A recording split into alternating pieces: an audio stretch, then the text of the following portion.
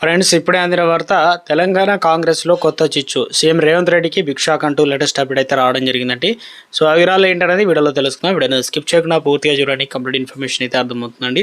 మీలో ఇంకెవరైనా సరే మన ఛానల్ సబ్స్క్రైబ్ చేయకుండా చూస్తున్నట్లయితే వెంటనే మన ఛానల్ సబ్స్క్రైబ్ చేసుకోండి. ప్రభుత్వం నుంచి వచ్చే లేటెస్ట్ అప్డేట్స్ అన్ని కూడా మీ ఫోన్ నోటిఫికేషన్ రూపంలో అందించడం జరుగుతుందండి. చూస్తున్నారు కానీ లైక్ చేయడం మర్చిపోతున్నారు. దయచేసి లైక్ చేయండి. లేట్ చేయకుండా ఇలాగైతే వెళ్ళిపోదామండి.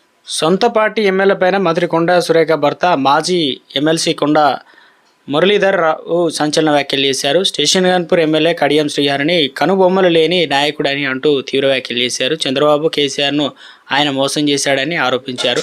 బీఆర్ఎస్ పార్టీని భ్రష్టు పట్టించి ఇప్పుడు కాంగ్రెస్లో చేరారంటూ సంచలన వ్యాఖ్యలు చేశారు. పార్టీ మారి వచ్చిన వారు దమ్ముంటే మళ్ళీ రాజీనామా చేసి గెలవాలని సవాల్ విసిరారు.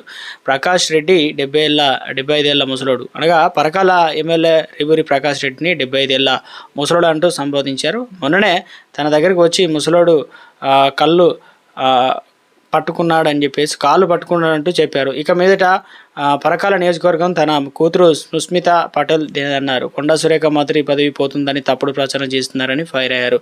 రేవంత్ రెడ్డి ఉన్నంత వరకు కొండా సురేఖ పదవి ఎటు పోదని ధీమా వ్యక్తం చేశారు. సినీ నటుడు నాగార్జున ఫ్యామిలీపై కొండా సురేఖ చేసిన వ్యాఖ్యలు వివాదాస్పదం విషయం తెలిసిందే. అయితే ఆ తర్వాత కూడా పోలీస్ స్టేషన్కి వెళ్ళి హల్చల్ చేయడం, మంత్రులు సాధారణంగా పర్సంటేజ్ తీసుకుంటారని చెప్పేసి మాట్లాడడం, సురేఖపై కాంగ్రెస్ పెద్దలు ఆగ్రహంగా ఉన్నారు. చర్చ సాగింది. ఒక దశలో ఆమె మంత్రి పదవిని పోతుందన్న వార్తలు కూడా వచ్చాయి. అయితే ఇటీవల జరిగిన మంత్రివర్గ విస్తరణలో హైకమాండ్ అలాంటి నిర్ణయం తీసుకోలేదు. తాజాగా పార్టీకి ఇబ్బంది కలిగించేలా సురేఖ భర్త మురళి చేసిన వ్యాఖ్యలు చర్చనీయాంశమైంది. వ్యాఖ్యలపైన హైకమాండ్ ఎలాంటి నిర్ణయం తీసుకుంటుంది అంశంపైన ఉత్కంఠ నెలకొందన్నమాట.